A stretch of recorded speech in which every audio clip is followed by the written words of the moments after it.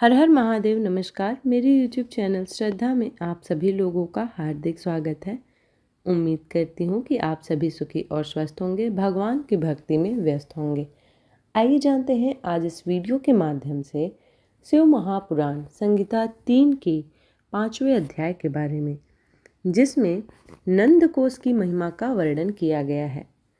सूत जी कहते हैं, हे ऋषियों, कालंजर नामक पर्वत पर श्री नीलकंठेश्वर शिवलिंग स्थित है।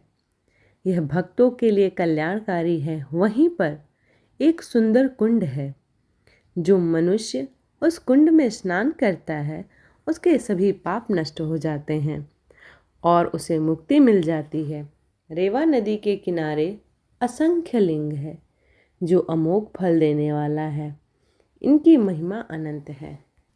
मैं आपको भगवान शिव की लिंगों की महिमा के बारे में बताता हूँ। आर्तेश्वर नामक ज्योतिर्लिंग पापों का नाश करने वाला है। यहीं पर परमेश्वर व सिद्धेश्वर लिंगों की नामक लिंग भी स्थित हैं। रीवा नदी के किनारे रामेश्वर, कुमारेश्वर, पुंडरीश्वर, मंडलेश्वर, तिच्छड़ेश्वर नामक शिवलिंग है। इनके दर्शनों से भक्तों के सभी पाप का नाश हो जाता है। नर्मदा नदी के किनारे स्थित घुंघरेश्वर, शालेश्वर, कुंभेश्वर, सोमेश्वर, नीलकंठेश्वर, मंगलेश्वर व नंदिकेश्वर नामक शिवलिंग सभी कामनाओं को पूरा करने वाला तथा मुक्ति प्रदान करने वाला है। ऋषियों ने कहा, हे सूत जी, अब आप हम पर कृपा करके हमें नंदकेश्वर लिंग की महिमा के बारे में बताइए। ऋषियों का अनुरोध सुनकर सूत जी ने कहा, नंदकेश्वर लिंग की महिमा के विषय में बताता हूँ। सूत जी कहते हैं, रेवा नदी के किनारे करड़ी नामक नगरी है। उस नगरी में एक ब्राह्मण अपनी पत्नी और 2 पुत्रों के साथ रहते थे। जब वे वृद्ध हो गए तब ब्राह्मण अपने परिवार को वहीं छोड़कर स्वयं शिव नगरी काशी चले गए। कुछ समय पश्चात वहाँ पर उनकी मृत्यु हो गई। ब्राह्मणी और उसके पुत्रों को इसकी सूचना मिली तो उन्होंने काशी जाकर ब्राह्मण की अंत्येष्टि एवं अन्य संस्कार किए। तत्पश्चात वे वापस घर लौट गए। कुछ समय बाद ब्राह्मणी का भी अंत समय निकट आ गया। वह बीमार रहने लगी। तब उसने अपने पुत्र को बुलाकर उन्हें अपनी अंतिम इच्छा बताई। ब्राह्मणी बोली, पुत्रों, मेरी मृत्यु के पश्चात मेरी अस्थियों को गंगा जी में प्रवाहित करना तथा मेरा पिंडदान एवं श्राद्ध काशी में ही करना। पुत्रों ने इनकी इच्छा पूरी करने का वचन दिया। जैसे ही बड़ा पुत्र सुवाद माता के लिए पानी लेने गया, उसने प्राण त्याग दिए। अपनी माता की आखिरी इच्छा पूर्ण करने हेतु सुवाद ने उसकी अस्थियों को काशी ले जाने का निश्चय। 20 योजन का मार्ग तय करना था। रास्ते में ही रात घिर गई।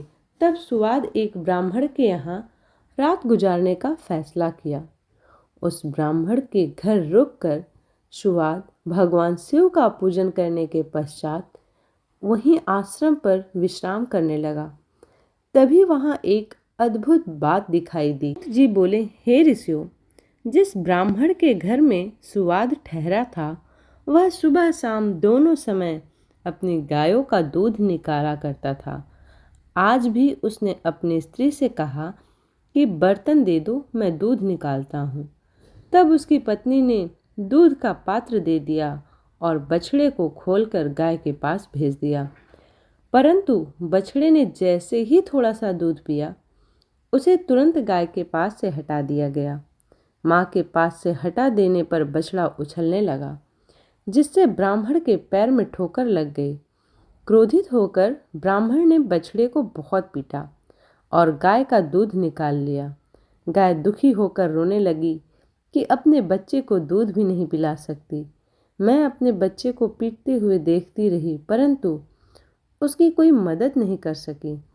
तब बछड़ा अपनी माता को समझाने लगा कि माता, तुम धैर्य रखो। जो जैसा करता है वह उसी का फल उसे भोगना पड़ता है।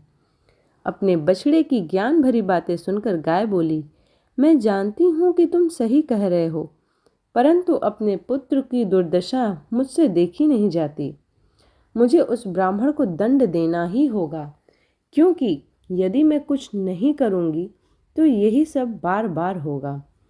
तब बछड़ा अपनी माता से बोला, माँ, यदि आप ब्राह्मण को मारोगी तो आपको ब्रह्म हत्या का पाप लगेगा।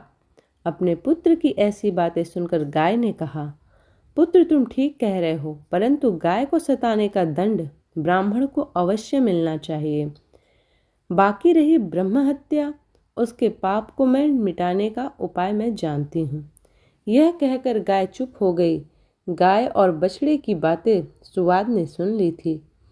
यह सब सुनकर उसने सोचा कि मैं अपनी माँ की अस्थियां काशी लेकर जा रहा हूँ, परंतु मैं यह भी देखना चाहता हूँ कि गाय ब्रह्म हत्या के पाप से कैसे मुक्त होती है और अपना बदला कैसे लेती है।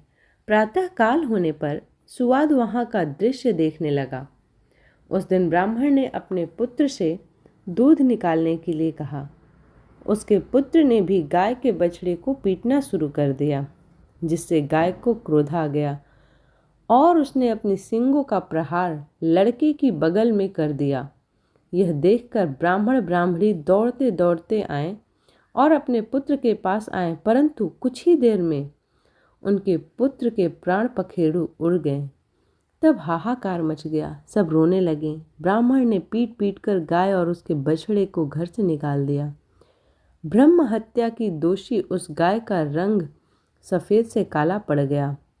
जैसे ही गाय और बछड़ा घर से निकले, वह पथिक सुवाद भी उनके पीछे पीछे चल पड़ा।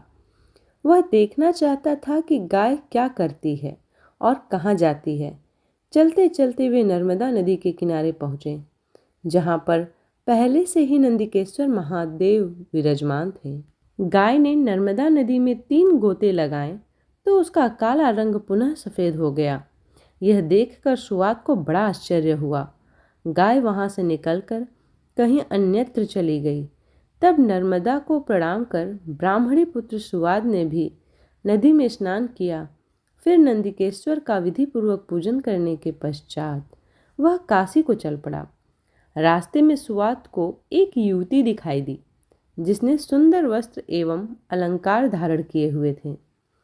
उसने सुवाद से पूछा, ब्राह्मण देवता, आप इस प्रकार प्रसन्न होकर कहाँ से आ रहे हैं और कहाँ जा रहे हैं? तब सुवाद ने उस युवती को सारी बातें बता दी और कहा कि मैं अपनी माता की आज्ञा को पूर्ण करने हेतु उनकी अस्थियां काशी लेकर जा रहा हूँ।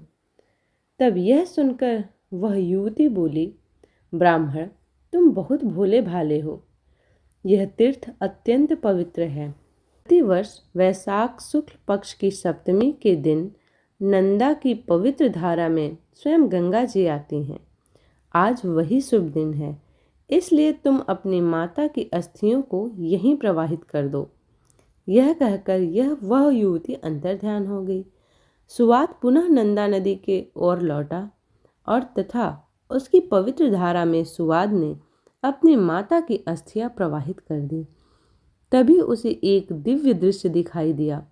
उसकी माता दिव्य देह धारण किए शिवलोक को जा रही थी और उसे आशीर्वचन देते हुए कह रही थी कि तुम धन्य हो, तुमने अपनी माता को सद्गति प्रदान कर है।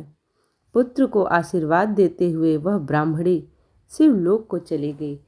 इस प्रकार शिव महापुराण संहिता 3 का 5वां और 6वां अध्याय समाप्त होता है। उम्मीद करती हूँ कि आज की यह वीडियो आप लोगों को ज़्यादा पसंद आई होगी और आप लोगों को वीडियो पसंद आई हो तो वीडियो को ज़्यादा से ज़्यादा शेयर करें, लाइक करें और चैनल को सब्सक्राइब करें। इसी प्रकार की भक्ति भाव और पूजा पाठ से जुड़ी हुई वीडियोस को प्राप्त करने के लिए चैनल को सब्सक्राइब करना ना भूलें। मिलते हैं अगले अध्याय में, तब तक के लिए हर हर महादेव।